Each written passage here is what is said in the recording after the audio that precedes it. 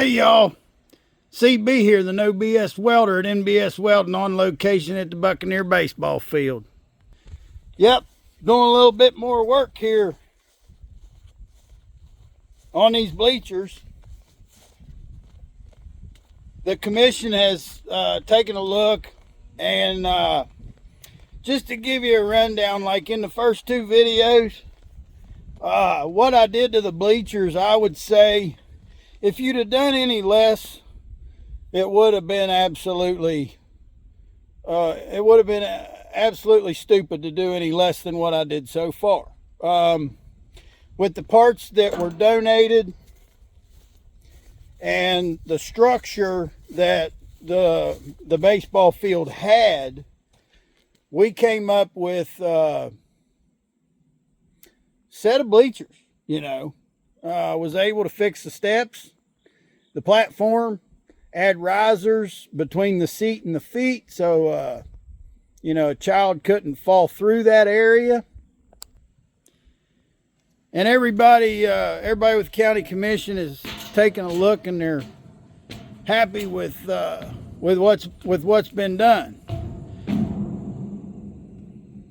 So the question was, I made some suggestions if they wanted to do some more work, and ask, what all they wanted to do and didn't want to do.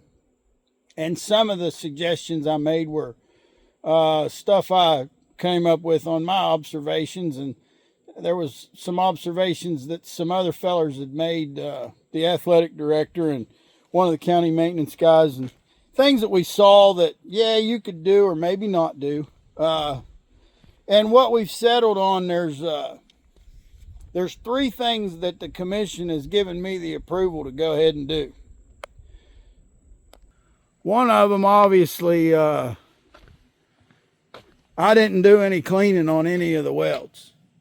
That was something that I had wondered if any volunteers would want to power brush and coat these with cold galvanizing compound. The commission wants me to do that, and I'm glad to do it. And I think they're probably better off having me do it. But I wanted to give them the option either way, and what they've decided is that they want me to do that. Another thing is, there's a gap at the back right here that more than one person has mentioned, is that dangerous? And a little part of that job is the fact that over there on the other bleachers, they don't have the plywood that they have here. Not sure when the plywood was put on, but I think the commission, they want them the same. So there's a couple things about that. Number one, we're taking the plywood off because they don't want plywood on both of them. Number two, we're going to fill in the gap at the bottom and probably work on something to make the gap smaller between between the lowest pipe handrail and the next one up. Pretty much the idea being we want to make it so that you wouldn't have to worry so much about a child falling off the back. So that brings us to the third job. Well, what's that? This big hole we got right here. This seems, it's one of the things where if you're looking at a place a child could fall off, if a kid got to running across there goofing, it's definitely a concern, that big of a hole. So we're going to do something to put up a blocker or fill that in or something to improve that situation so that it's not quite so open on the side here between the foot plank right here and that lower handrail. We gotta put something in there. Those are the three things we're going to be into. One of the first things that I was coming here to do today was to tear this wood off, and we're going to be doing that directly.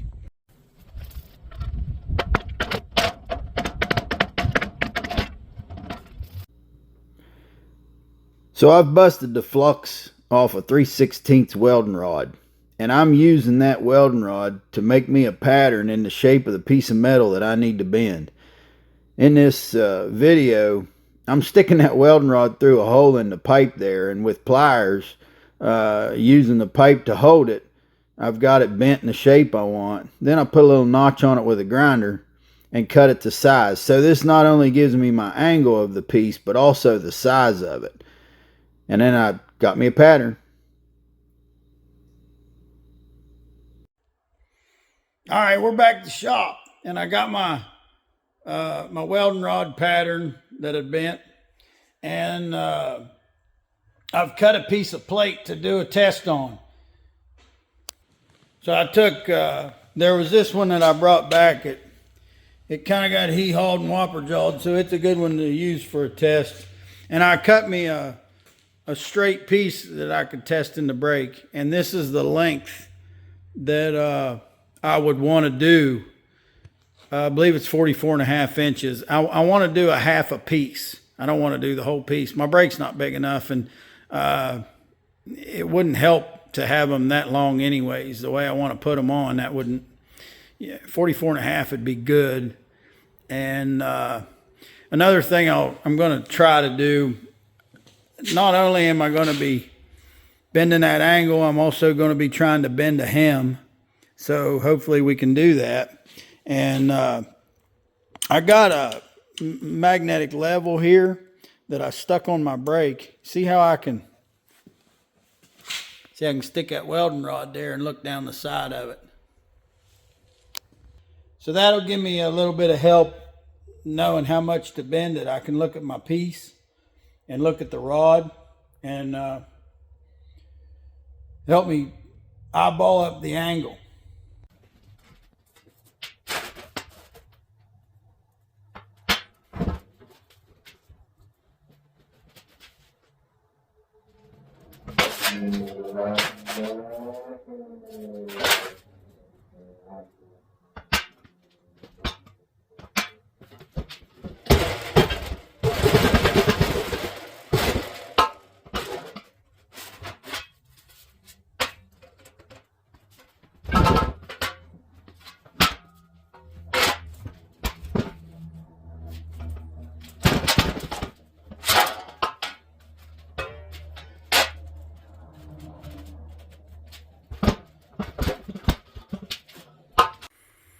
All right then, I got this leaned up here where we can have a look-see, and I'm stoked. It worked great. Here's our pattern. So if we put our pattern up here, we can see that that's all good. The hem that's great. There's no way a kid could cut, or anybody could cut themselves on this. And if you're going to have this up there on the handrail, it's got to be rounded and smooth like that. Yeah.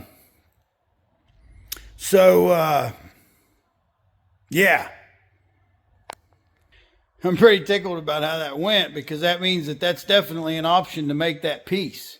So we learned two important things. One, that'll work, and it'll work great. Two, I got to bolt my brake to the table the way I do when I do a lot of brake work.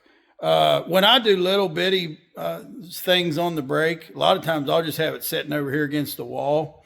But I've got a rig where it's meant to be bolted to my table. And of course, obviously, your brake is supposed to be bolted to the floor, but I like stuff where I can move it around. I might not want it in the same place all the time.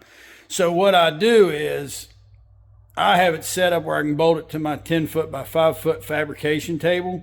And the top of my table is a 1/2-inch plate, and there's steel stored in the bottom. So the brakes, when the brake's mounted to the table, it ain't gonna wiggle around, and I'm not gonna have to fight with it like I was fighting with it there because it was wiggling around on me.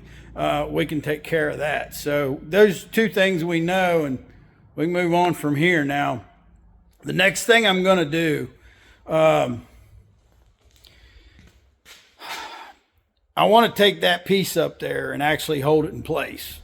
And also I'm going to want to bring back material. And another thing that needs to be tested today is what I'm going to do about the cold galvanizing compound. And here's something I want to tell you. I got 1 can of cold galvanizing compound at Lowe's that's the Rust-Oleum brand.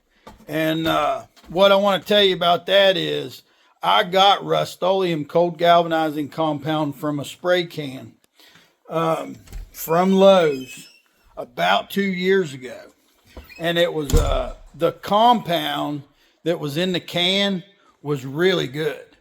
But I struggled to use it because there was something about the way it was formulated or the tip or something. But sometimes I could only spray for like 3 seconds and the tip would clog up. And I went and got, I think, 3 cans of it to do a job I was doing. And I had to finish the job with what I had. And the way I went about doing it was I took a mason jar with about 1 inch of gasoline in the bottom of it.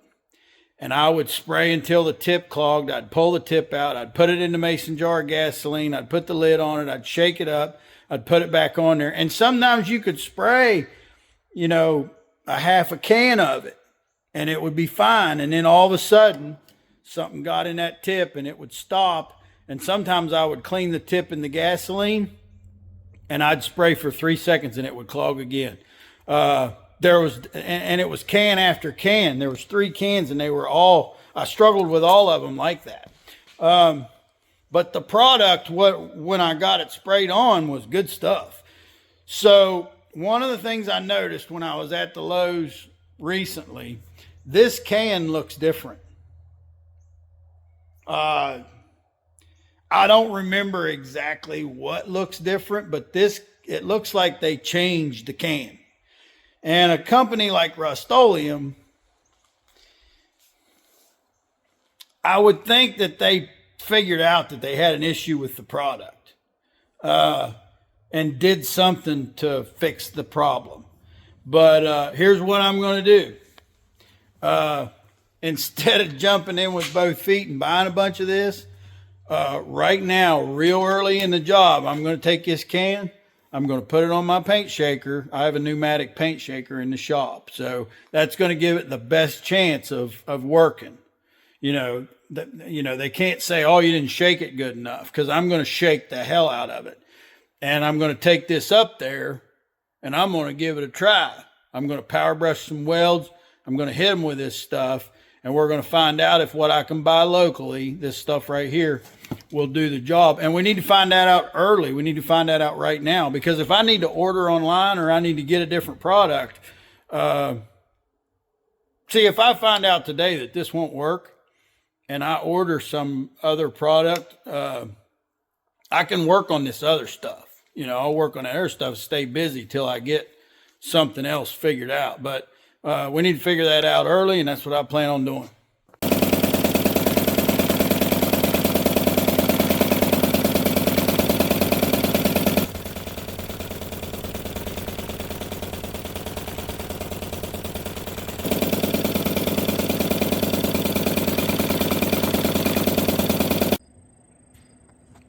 I like it.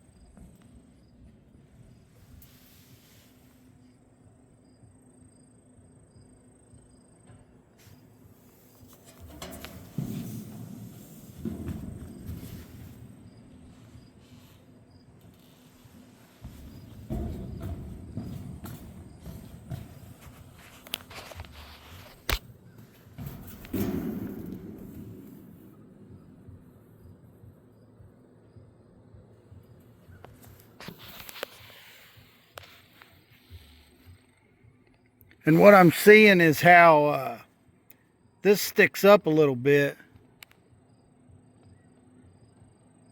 I'll be notching out for this and keeping all these smooth.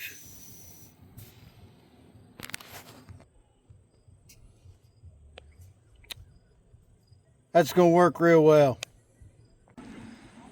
Learned a couple things. For one, that piece is going to work great. Need to make a whole bunch more of them. Another thing is that cold galvanizing compound worked great too. And I didn't have a bit of trouble with it getting stuck or not spraying. I used almost the whole can. I went all the way across the back, the back side, and up and down each edge. So there's a lot more to do, but I used most of the can. And the other thing about it is it seems like it's matching pretty good. I hit these welds and these outside edges.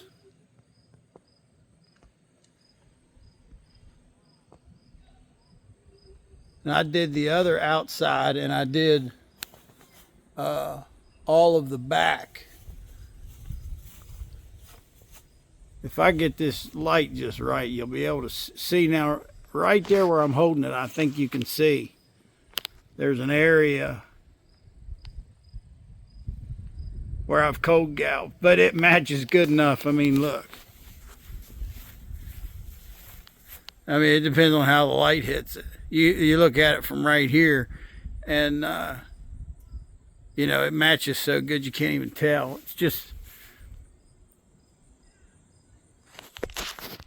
learned a lot, and there's a lot we need to do now. For one thing, I need to see how much of that cold galv my local Lowe's has got. They probably don't have enough.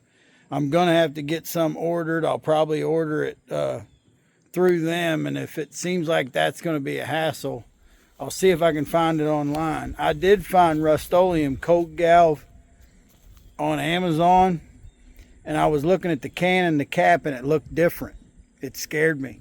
It might be that other stuff that gets stuck, and I don't want that. So the other thing I need to do, since I know what I need to make those parts, so I got to get some more of this metal loaded up and get it back to the shop.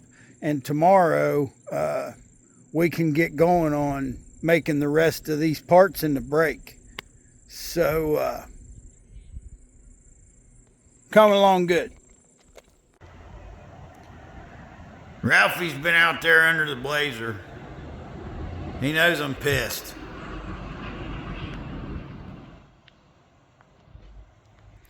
He got a baby rabbit this morning. Little tiny damn rabbit. The only thing that was left of it was the two hind quarters. He carried it over there and put it on the porch. I had to get it and throw it in the creek before Tina saw it. Last week, he killed a full-size rabbit, and that wasn't too bad. It was an adult rabbit. It wasn't all the way dead. Tina come running in. She said, "You're going to have to go out and kill a rabbit. Ralphie's got it half dead. It's out there suffering." And I went out in a gravel lot here.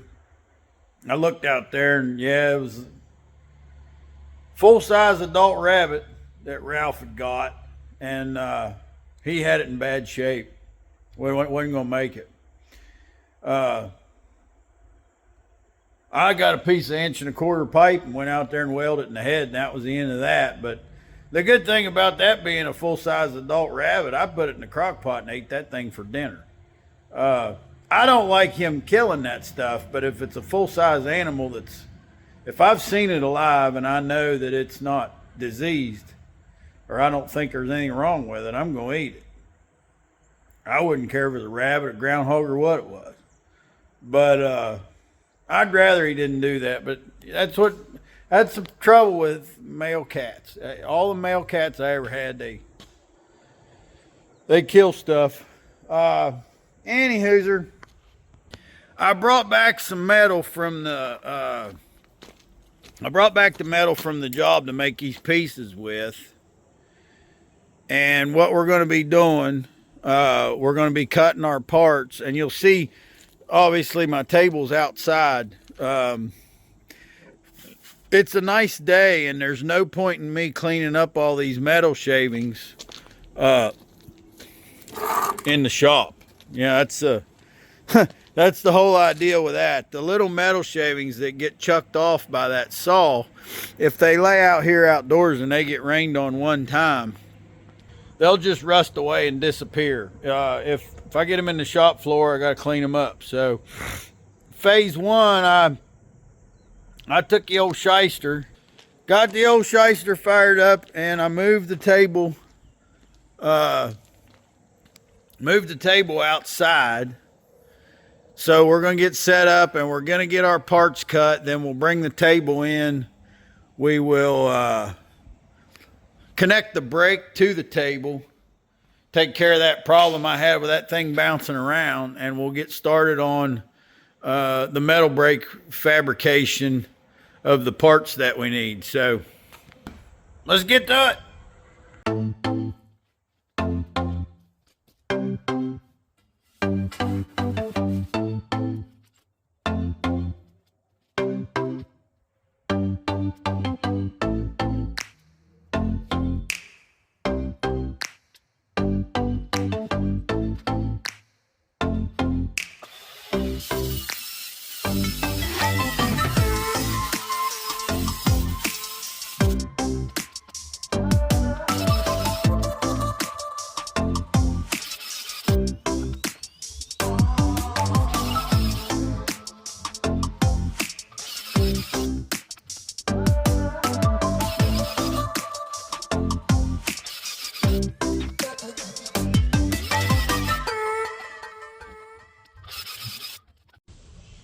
All right then, getting them rip cuts made is a pretty good do's and done. One of our buddies, one of our viewers in the gang that comments a lot, he had asked recently, and we kind of went back and forth talking about these circular saws for metal. I like the Milwaukee. So I think I'm going to mention it for a minute because I think it's a saw that I've been asked about before, and when something comes up more than once, I try to address it. These circular saws for metal, they use the same sort of a tungsten carbide toothed blade as like my DeWalt 872 saws. Now my DeWalt 872 chop saws take a 14-inch blade with the tungsten carbide teeth. The Milwaukee takes an 8-inch blade with the tungsten carbide teeth, and they both remove about 1/8 of an inch of material when they cut. And like when we were going back and forth, me and Derek, he's thinking of buying one of these saws, and we were talking about in the comments that I've had 3 different brands of these type of saws. I've had the Milwaukee 8-inch like this, which right now I've got 2 of them because I keep one in the shop and I keep one in the super service truck all the time. I've also had the Jancy Slugger, which was a quality tool, but I didn't like it very much in its practical use. I've also had the 7 1/4 inch, and I believe I still do have, but I don't use it. The 7 1/4 inch Evolution circular saw. Now, the thing about the Evolution, it has a smaller blade, and you can angle the blade like you can most wood saws, circular saws, skill saws for wood. You can angle the blade that way. And when I saw that feature on the Evolution saw, I thought that was going to be something I would use, and I bought the saw and I just never found a use for that feature. I was thinking, oh, I can bevel plate with it or whatever, but most of the time, if I needed to bevel a plate, I would end up burning the bevel and cutting the plate at the same time. You know, if it's a plate you're going to bevel, it's at least 3/8. You know, 1/4 inch, I'm not going to torch bevel it anyway, usually. So if it's a thicker plate, the saw doesn't cut it that great anyway, and I would set up a track torch, and I would just set the track torch at 30 degrees, and I would cut the part and bevel it in the same cut. But I want to go over a few things about the Milwaukee to explain why I like it better. And I tell you, the main thing that I've noticed that's much better on the Milwaukee is the fence. The fence makes the saw. And I'll show you what I'm talking about. We're looking at the front of this saw, looking at the front of this fence. That notch right there in the front of the fence, right there at the end of my thumb, that notch represents where the blade's at. And also, if you go back here, back closer to the blade, that notch also represents where the blade's at. Big key item right there, because the other saws that I've used like this only had one reference point.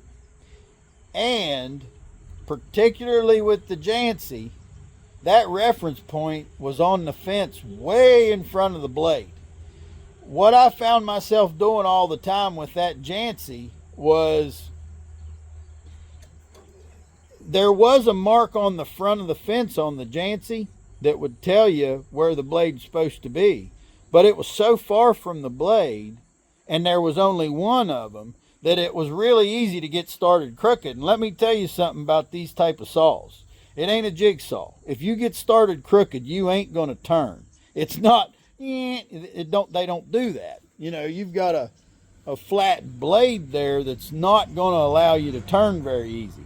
The 2 points on the Milwaukee fence that you're being given to line it up by has always provided me with a lot quicker and easier way to stay straight, and I've never had an issue staying straight with the Milwaukee.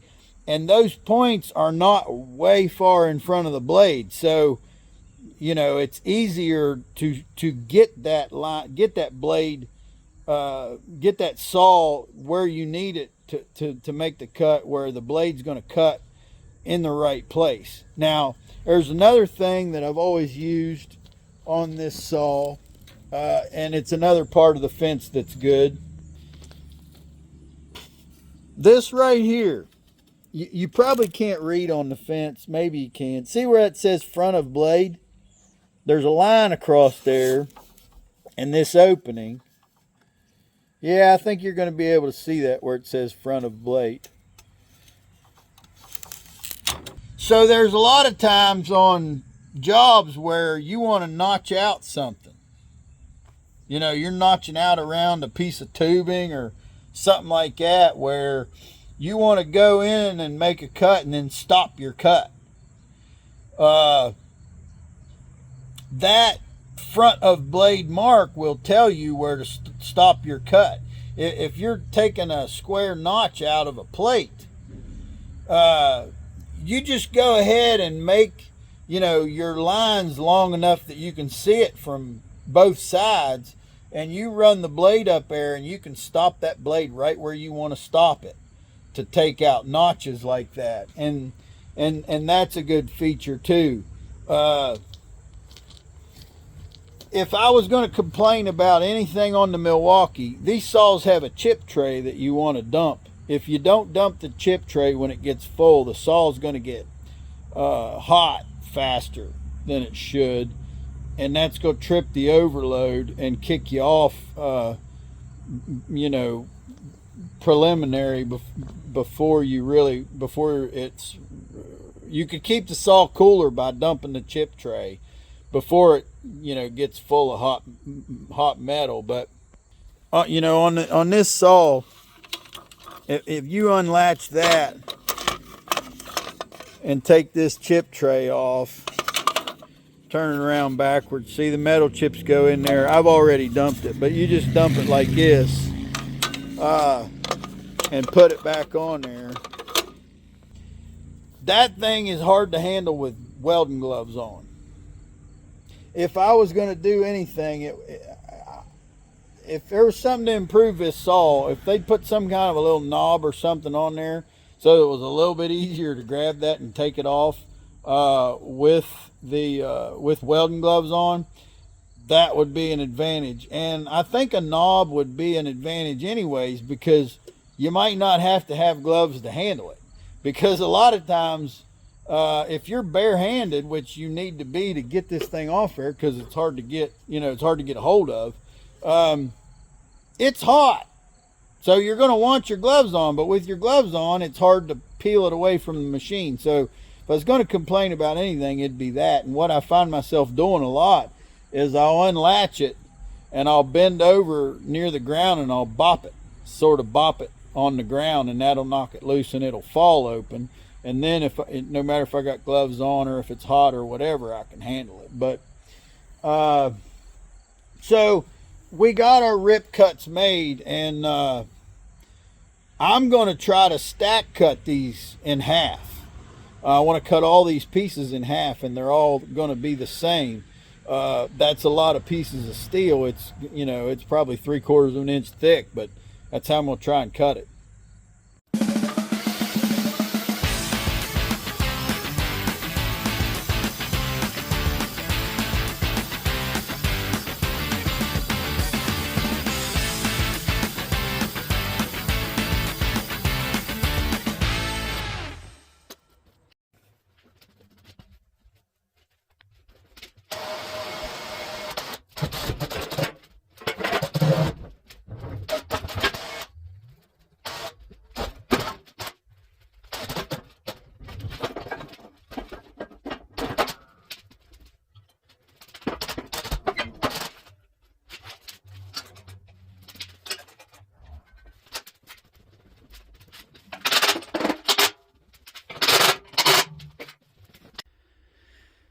That's how the brake hooks up to the table. I got these little mounts down here where there's a stud that's welded on, and you can put a nut on it. So it's got a nut on both sides on that foot. And then the back of the brake is solid pressed against the table. And another really nice thing is the elevation of a piece of metal in the brake is the same as the table.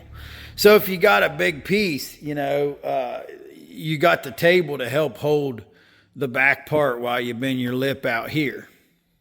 One of the main things about lining this up and not having it to be a real pain, those legs where they bolt on there, I keep those loose until, maybe you saw me, I lined it up and I put the nuts on where the stud's on the table first. And then I went back and I tightened these Allen bolts. See, this leg bolts on with these two Allen bolts right here. And I leave those loose, and it makes it a lot easier to line that up. If these are tight, you'll have an awful time lining that up. And that's that way with a lot of stuff. And there's been occasions where I'd have to explain that to people. Particularly when I worked on the drilling rigs, because when I do field fabrication or shop fabrication, a lot of times a flow line on a drilling rig or mud pump plumbing, we'd have manifolds. You might have a couple, 2-3 triplex pumps with manifolds on them, or some out where the shell shakers are, there might be 2 or 3 shell shakers. And we got a mud manifold where drilling mud feeds those shakers, and you'd build a new manifold for them, and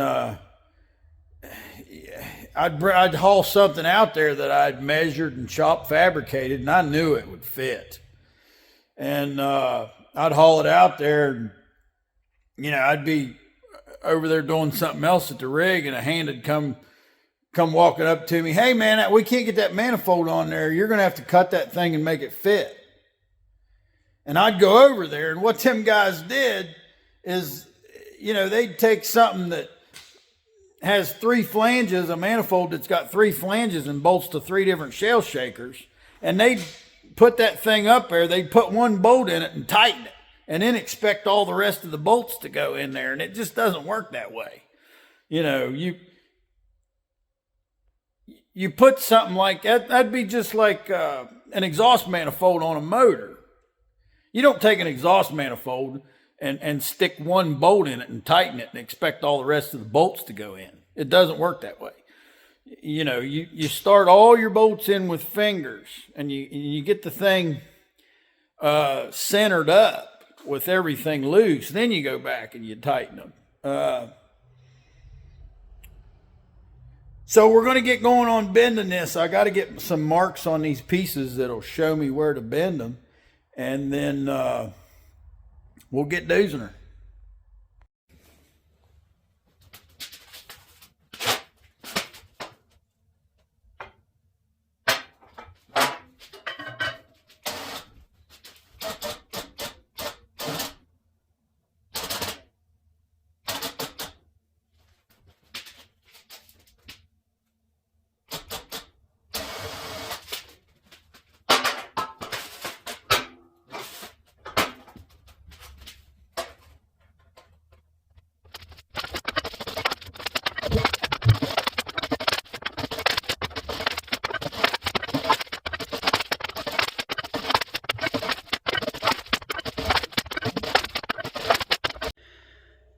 So, obviously, it ain't going to take y'all as long to watch me do that as it took me to do it.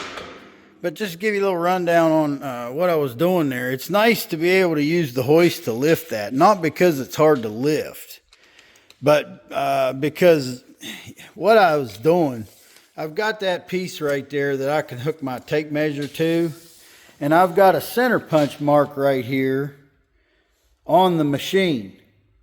And I would use the hoist and pull that until that center punch mark hit my measurement, which was 29.5.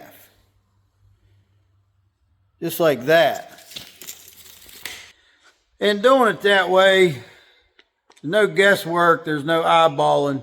I checked the first two, the angle was good, got my measurement, double checked it, it worked. And then, you know, you go through them all and you just do them all the same, and then you're good. And I've worked with a lot of guys with stuff like this where you got 19 or 20 parts or more. A lot of guys will stand there and complain about that repetitive work. You can do that if you want, but it doesn't get it done. Just do it. Quit bitching about it. You know, that's the difference between motivation and discipline. Motivation will get you up on a treadmill. It takes discipline to say, I'm going to be on this for 3 miles and I'm not stopping. I'm not getting off here until I hit 3 miles. Motivation will get you to the gym, but it takes discipline to say, this is the workout that I'm going to do, and do the entire workout. When you have jobs like this that are repetitive, I've worked with a lot of guys that'll stand there and complain about, oh, I'm tired of doing this. I don't want to hear it. That doesn't help anything. It makes it worse. Just do it. Get it done. Move on. So we got all those bent at the angle that we wanted. And now the next part is doing the fold. And let's take a look at that. So what it is, it's a 1-inch ham, where I'm going to bend the material 180 degrees. And the way that happens, I start out, I'll bend it 135 degrees. I'll probably jam a piece of metal locked down in the machine as a stopper to keep my part from falling through. And then I'll put it upside down on top of the die and squish it the rest of the way. Now, I don't know if I'm going to be using the hoist or not. Actually, on this operation, I'll need to pull back some, and I might actually use the AC powered Jet 1-ton hoist to do that, because it trolleys this direction, but it won't trolley that direction. And sometimes, well, in a case like this, if I need to pull that way, I can pull that way with that one. And instead of the hoist coming this way, the chain will pull that way. So that's probably what I'm going to do. We'll see if it works.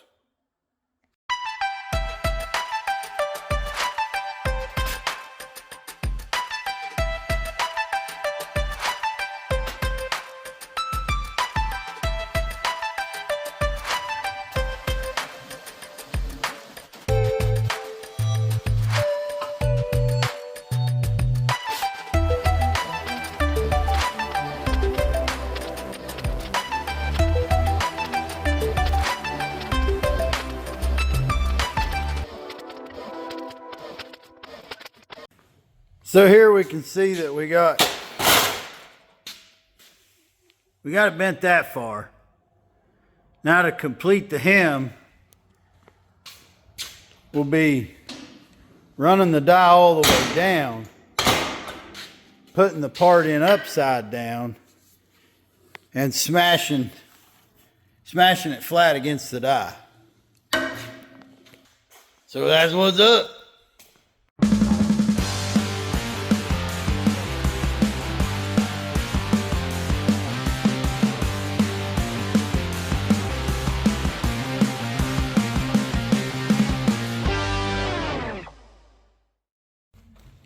This piece of metal right here is what I was talking about, sticking in there so that the part doesn't fall through.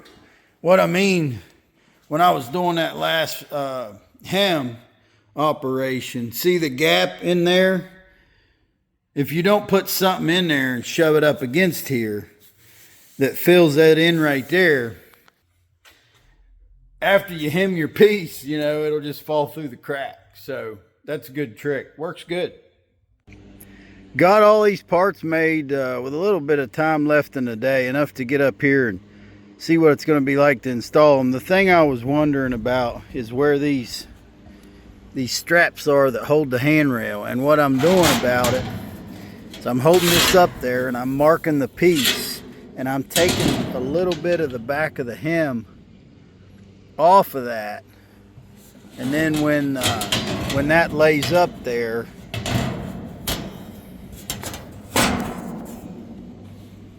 it's gonna lay nice and flush. So since I grounded on the back of that, that's a spot that could rust. I'm gonna hit that with cold galv, and I'll leave it lay in the sun, and then jump to the other side and do the other one. And then by the time I get cold galv on the other one, get it notched, get cold galv on it, I can install this one. And I'll just go back and forth. I'm going to call that a good day on this. These things are working. I like the way it looks. The way it's fitting around these parts is working out good. Mostly wanted to see how this was going to go because I knew the main install for this is going to be tomorrow. But I had enough time today to get up here and put a few on and see what it was going to take. And I didn't plan on needing cold galvanizing compound when I did this part. I had that part of a can in the truck, and we were good for what we just did. But that lets me know for tomorrow I need to shake another can on the pneumatic shaker and bring with me. And the other thing is trimming those out where I'm trimming the pieces. I need to bring some cutting wheels. So we're set for tomorrow. I'm going to get out of here. I'm loving it. The way that hem made it so the top of this isn't sharp and stiffened it. That's another thing about sheet metal. You know, if I hadn't hemmed the top of that metal down through there, it'd be just wavy and weak. It really worked out. Now, I haven't had much to report, but I realized something that I would like to mention that I've learned about in the past. See where I've drilled with these self-tapping screws? This material that I drilled out, obviously, it's not treated with the galvanized. And it's kind of been warm. See how there's shavings of metal down in this crack? Lots of little metal shavings from these stainless steel self-tapping screws making their hole. If you look down through here, you see lots of it. Small pieces back in that crack. That stuff right there, as soon as it rains, it's gonna rust. Not just that it's not galvanized, but the fact that it's been warm. You know, there's no corrosion protection to it at all. It will rust immediately. And the thing you want to know about that is, if that's sitting on top of galvanized metal or powder coated metal or painted metal, it'll make a mess. That red rust will run down and it just turn everything orange and blotchy and nasty. And I'll tell you another tool, not just drilling shavings, but when you're cutting with a cutting wheel. I got a buddy that he was using a cutting wheel to cut his roofing metal. Now that roofing metal, like I buy from Lifetite, it's steel, and it's treated with a baked on paint that's really good stuff. And a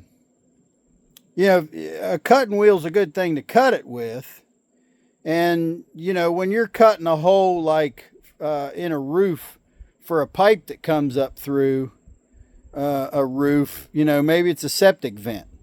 Well, when you're cutting that hole, if you use a cutting wheel on a grinder, it's a good way to do it. And when you install the panel, see, you're going to put a roof boot completely over top of it, and you're going to be, the part of the metal that you cut is not going to be exposed to weather. But remember, if you ever do something like that, don't cut that panel up on the roof with a grinder and blow those grinder shavings all over your other panels. My buddy did that on his roof, and he went up there the next day after it had rained, and boy, was he upset. He had this beautiful white roof and red rust shavings from that metal rusting all over the top of it. And that's a bad deal. You don't want that to happen. So look, this is something that I'm going to do here. It's going to take a minute, but it needs done. I'm going to go along with my ladder down the back side of here, and I'm going to take all these bottom screws out. I'm going to take those screws out. I'm going to put them in my pouch. Then I'm going to take the leaf blower. I carry a blower in the super service truck. I've had that blower ever since I done that job where I rebuilt the rusted posts that rotted off at that shopping center. I'm going to take that blower. Once that's disassembled, I'm going to go down through there and I'm going to blow all them metal shavings away. And since I'm taking this bottom section apart, there won't be any that get stuck down in that crack either. And then I'll go back down through here and put those screws back in. It's going to take a minute, but I think it's worth doing. I got that loose and I got that blower and I blew that out. And I just realized while I was doing that, the thought crossed my mind that we wanted to put something in between these first two. And what I think is going to work out real well are those galvanized steel pieces that we've got. That are over there in the pile. And I'm going to have to, I'm going to want to drill that angle iron to put those on. So I'm going to leave that loose, because if we're going to have more metal shavings, we need to go ahead and do that before I put that back together. I just pulled a measurement across here. I'm going to go over and plan out what I'm going to do about putting that galvanized channel piece across in between these two lower handrail pipes. That would be something if you had a really young kid up here standing up on the seat, which is probably going to happen. It would just be a deterrent for him to jump through that hole right there. We don't need them up real high. We're not worried about an adult going through there. Just a you know, a young kid that's going to get up on the seat. That's all we really need there. So I'm going to get that figured out, and I can drill and screw and do whatever for that before I put this other back together. That way, if there's any metal shavings, you know, I won't fill that gap full of metal shavings again after I cleaned it out. These are the type pieces I was talking about that came off the donated stuff.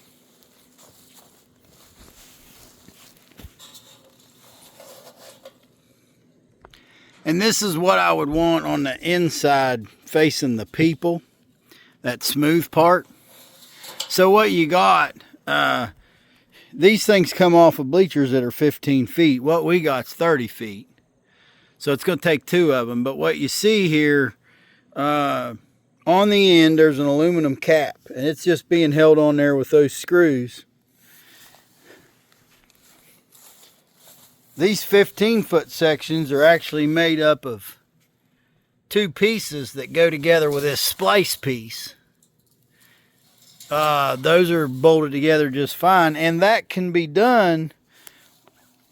You see what we need to do. I've taken apart an extra one to get me an extra splice piece to put in the center, so I can take two 15-footers and put them together. So on each end,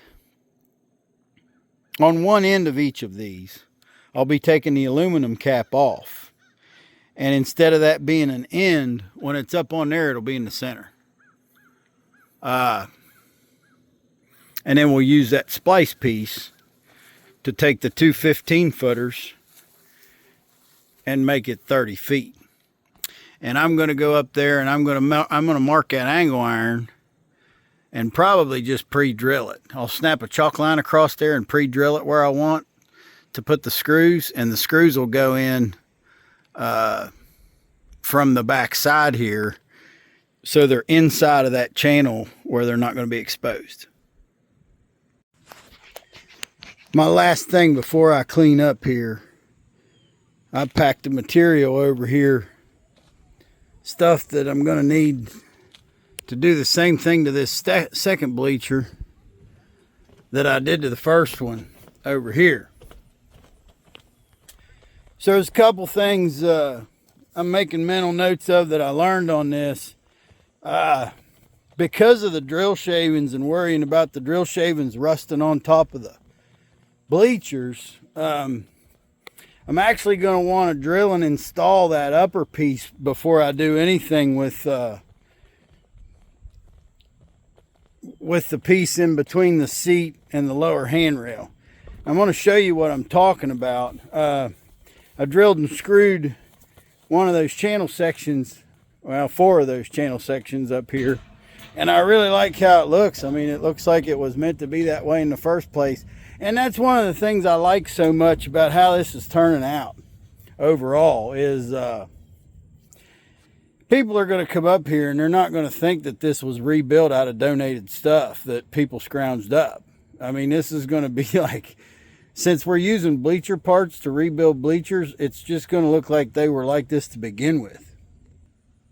So that piece that I'm talking about, the channel piece, actually ended up being 4.25 inches wide.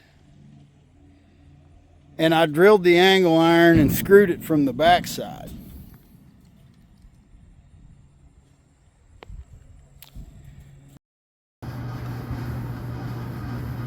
In between those two pipes, the bottom handrail pipe and the next one up, I had 11 inches.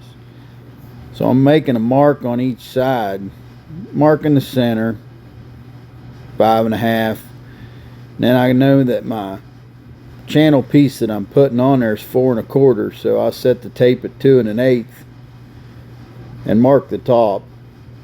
Then a 1/2 inch down, and at 3 3/4 I was making a mark, and that makes me a couple of marks to pre-drill holes where I would have a hole a 1/2 inch down from the top on the channel and a 1/2 inch up from the bottom, and that lines up where I want to screw it on there.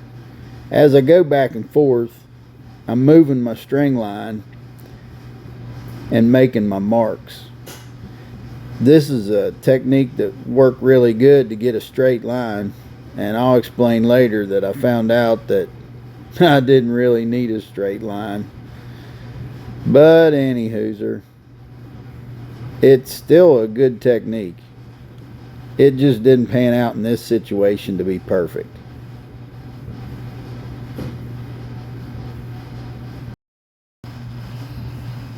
With all those marks on there, I'm going down through here with a cordless drill and a 7/32 drill bit, pre-drilling the holes in the angle iron posts.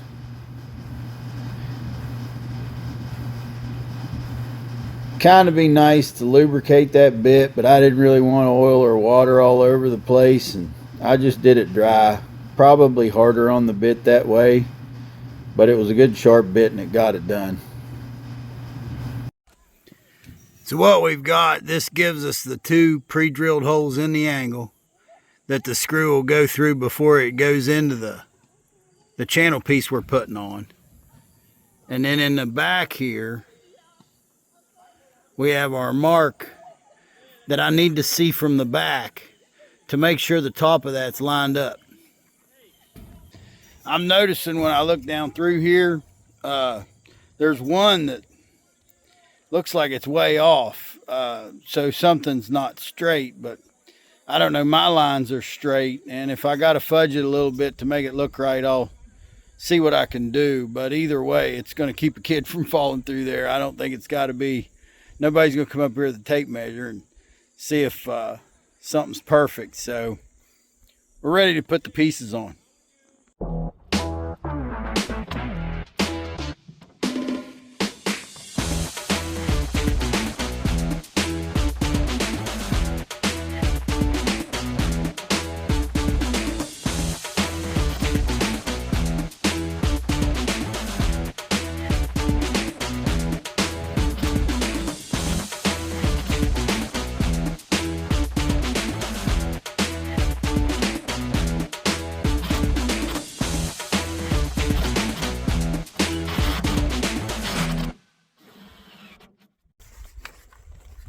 Battery died. I'm going to run over here and get a battery. And I stopped recording because I was going to go get the battery.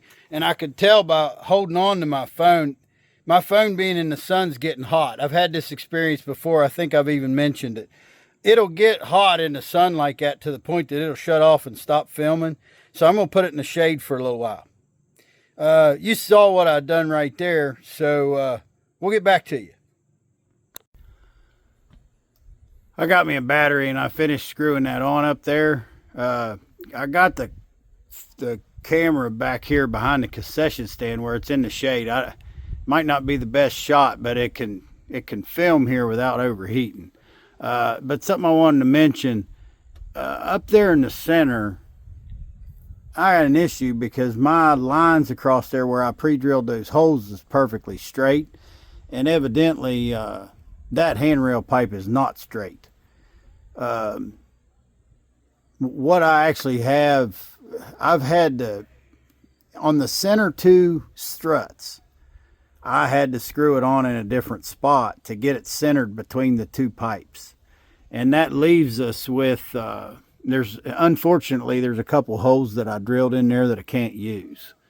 It's just a situation where I know that string line was tight enough to be straight across there, and we would want the thing to be straight, but we don't want it straight if it looks real bad. And I can tell by looking at it that I had to actually make the piece I was putting on there a little bit crooked. There's a bit of a dog leg in the center right there in the middle. Just because of the fact that those handrail pipes across there aren't straight.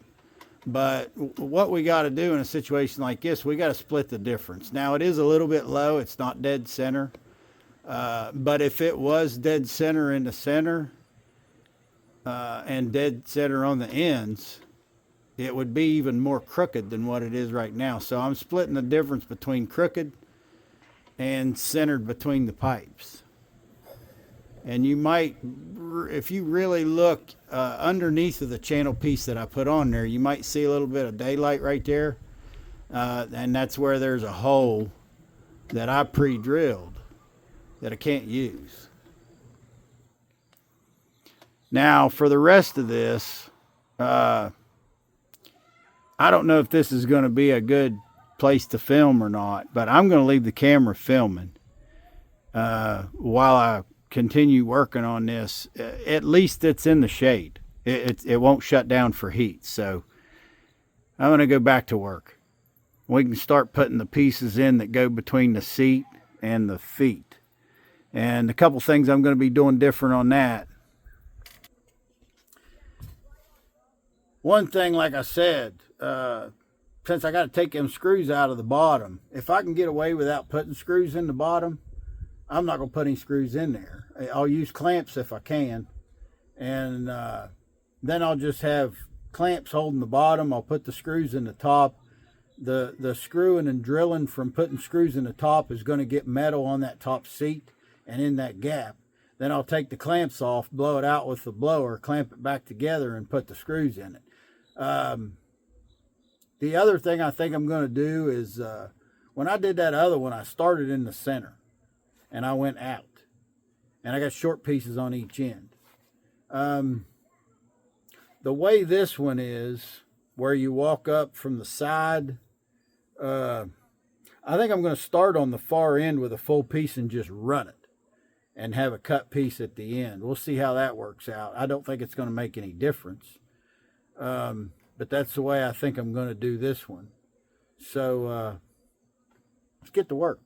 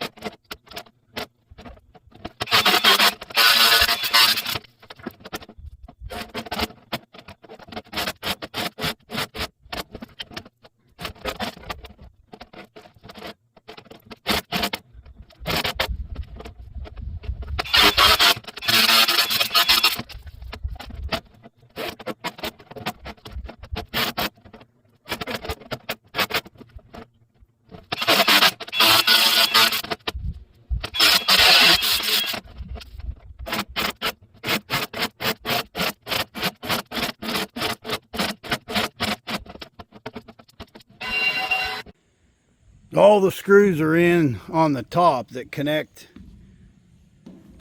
that fill-in section to the handrail, to the first post of the handrail. And then we've got this gap where I took all the clamps off, and this needs to get screwed. I took all the clamps off and I blew it out with a leaf blower. And the way it went, using the full pieces instead of I started in the center and went out on the other one. And on this one, I just started at one end and I went across. And that made so that the very last piece is small. I don't see any problem with that. But that's how it worked out, and it worked out fine that way. Probably left us with more extra parts than we would have had. Whether that saved any material there or not, I don't really know. But anyways, moving on with this, the next thing's going to be putting the screws in the back. And there's a little extra challenge there that we don't have everywhere, or that we don't have over there. And it's just part of living in the hills. This is steep back here. The ladder's going to be wonky and weird, especially where this is really steep over here. Actually, when I look at it in my phone, it doesn't look nearly as steep as what it really is. That bank is steep enough. When you set up a ladder, like if I set up a step ladder in the same A-frame fashion that I set it up over there where it was flat, I wouldn't even be able to reach to put the screws in. You know, that ladder would be way over like this if you're going 90 degrees from that bank.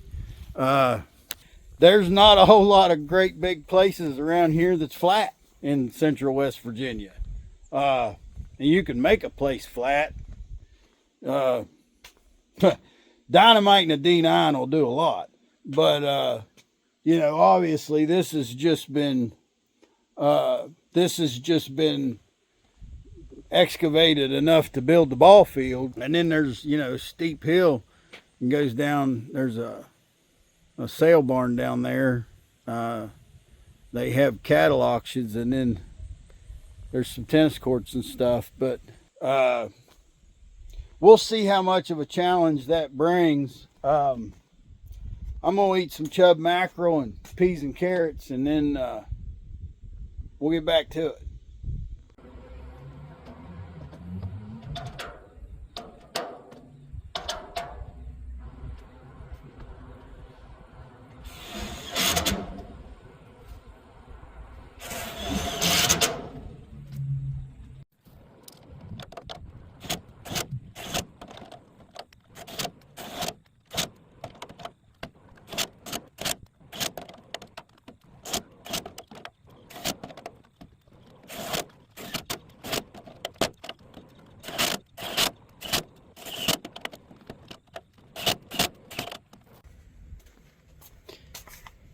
Battery died again. I'm gonna run over here and get another one, get a charged up battery, but you get the idea there. Moving along. All right, I was looking at some of the footage that I shot yesterday, and it kind of shows what I was wanting to show, but there's a lot that it doesn't show. Don't freak out, all right? Like I used to tell my buddies when he's out drinking and he's getting pulled over, just be cool. Everybody, just be cool. Just be cool. All right. The magnet, you can't see this very good. The magnets that I use, this is one of the trucker magnets I was talking about. I call them trucker magnets. The truckers will take their oversized load signs and they'll put them on this thread with some washers and like stick them on their truck, stick them on their bumper, stick them on a mud tank, stick them on whatever. And I always called them trucker magnets. Another use that you could do with this is if you got some steel you're covering up, is you can put these on the grommets of a tarp. And, you know, put a tarp and then snap, snap, snap. You can magnet it down and the wind won't blow it away. But the thing is, like, where I was using this with my string, you can kind of see what I was doing in the video, but you can't really see. So what we got for you here is a super simulation. I got a piece of metal, got a scrap piece of metal I jammed in the brake, and that's a super simulator. So I'm going to do a simulation so you can see what I was doing. And you'll have, you know, if you combine the super simulation with the video, you'll start to smell what I'm stepping in. So what we was doing, like way over here, we had a mark. Way over here, we had a mark. Wanted to run a string line across there. Took the mason's line, you know, and I had the mason's line. If I put it over there on the mark like that and put the magnet on it, and I ran it over here to this one, put the magnet on it, so that give me a straight line through there. And then there's another mark that represented, this top line represented where I was going to put the top of that channel piece. So it was a line to locate the material. Then the next set of marks, I had a couple marks where I was going to drill holes. And then there was another set of marks where I was going to drill holes. And this is why I didn't have to reel the line up every time, because using these magnets, instead of snapping a chalk line, I'd just move this down to the next mark, go down here, move that one down to the next mark, put the magnet back, go through here, make the marks on the piece, move this one down, same thing, move this one down, put the magnets back. And one thing is, on real thick steel, sometimes these magnets will stick so good that you got to get a pair of pliers and grab them by this thread to pull them off there. Sometimes my fingers ain't even strong enough to pull them off there. You don't have that on this thin material. I'm talking about thicker steel. But that's the part of it that I was wanting to show you, how I use the magnets and a mason's line instead of snapping a chalk line. And if you snap the chalk line, there'd be some disadvantages because you'd have to crank it in every time. And, I think this is just another idea that you might use when you're doing something like that. Now, really, the funniest part about me explaining all this, how I made this straight line, is that it didn't work. What happened was, the handrail pipes across there were not string line straight. So when I ran this string line straight across there and made those marks, the marks in the center were wrong because those handrail pipes actually got a hell of an arch to them. Now, I know there's going to be some of you OCD guys, and I want you to comment anyway. But there's going to be some of you OCD guys that's going to be like, well, why didn't you unbolt the bracket to the handrail pipe and move the handrail pipe and make it straight? Look, guys, that thing's been that way for decades probably. And I was able to take the piece that I put on there and put a little arc in it. I know it looks like this in the middle and whatever, but it's fine. By taking my piece and splitting up the difference and putting it in between them pipes, it looks fine. I don't want to spend 2 hours up there for free trying to change pipes that's been there for 20, 30, 40 years already or whatever it's been.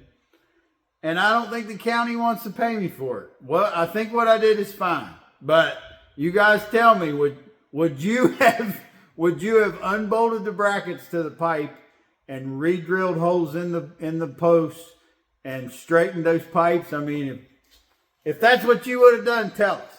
I'm just curious. I didn't do that.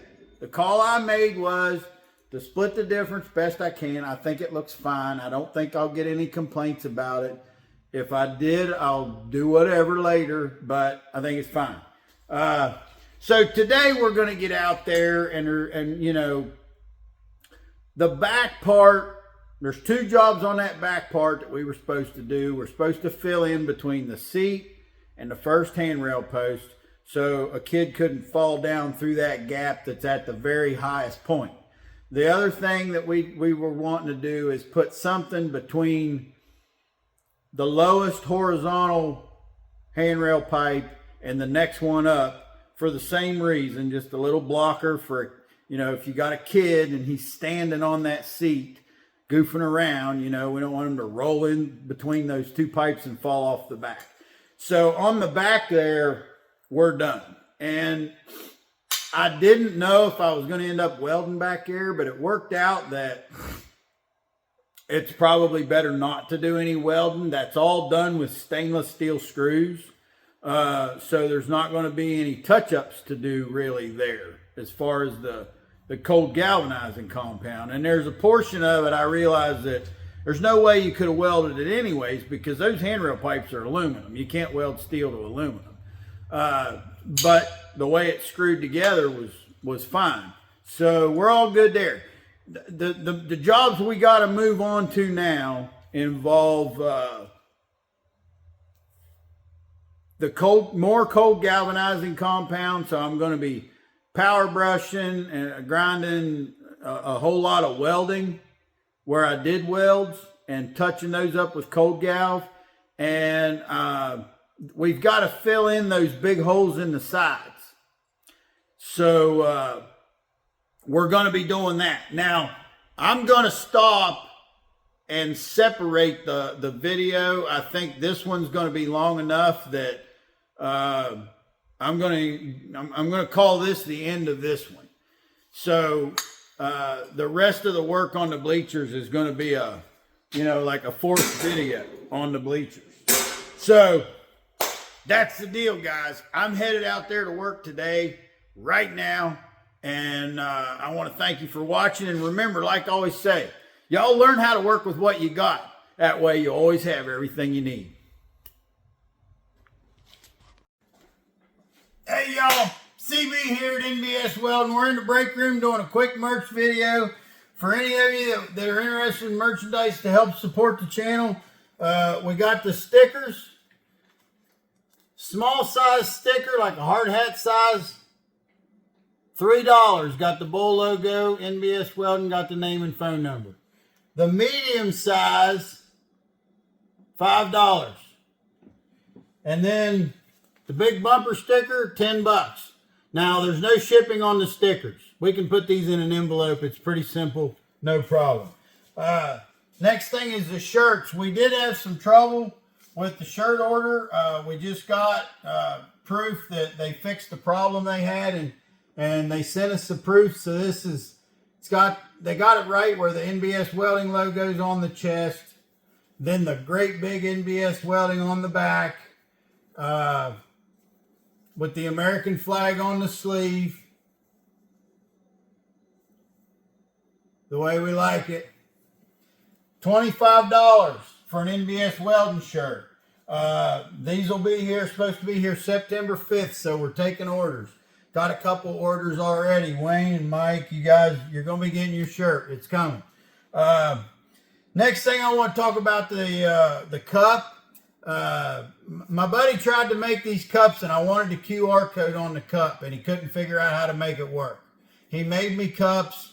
The QR code wouldn't scan. He said he didn't. He finally gave up. He wanted to give me my money back. I said, no, not all of it. We're going to share the responsibility. Anyway, he gave me a portion of my money back. I gave him enough money to cover what he spent, but I continued to work on it, and I got it worked out. I don't think my cups are as nice as his, but they work. And here's the thing. The QR code's got to be on the top where it's flat. If it's on the radius on the side of the cup, it's not going to scan. It's got to be on the top. I figured it out. But we got the cups. NBS Welding with the bull logo. Got less yakking, more tacking. Pretty simple cup, but like I said, I made this myself. I bought the cups and the materials. I put it together. Had to make it work. I didn't want to quit on it. Now I want to talk about this real quick because this something come up. A way for that you can give to the channel is through Super Thanks, through YouTube. And our guy Corey has given $100 Super Thanks repeatedly. And I keep thinking like, man, this Corey has contributed so much. I really want to do something to thank him, and I couldn't think of what I could afford to do. And I remembered these coins. Now, I had these coins made when I was making good money working in the oil field. And what this is, this is 1 troy ounce of 0.999 fine silver. It says NBS Welding. It's got the name and phone number and the designation 0.999 fine silver. So this is an ounce of pure silver. And if you turn it over, it's got the bull logo on the back. This coin, I'm sending this to Corey to thank him for all the super thanks that he's given. There's one thing that is, there's two things about super thanks. It's super easy for you guys to contribute to a YouTube channel through super thanks because you can go on your device and you can hit super thanks and boom, it's quick. It's easy for you to do. The problem with super thanks is YouTube gets 30% of that money. So out of a $10 super thanks, you're giving YouTube $3. But it's kind of like that with the merch too. If a shirt's $25, we have to buy the shirt. So I have to put money in, you know, there's money going somewhere.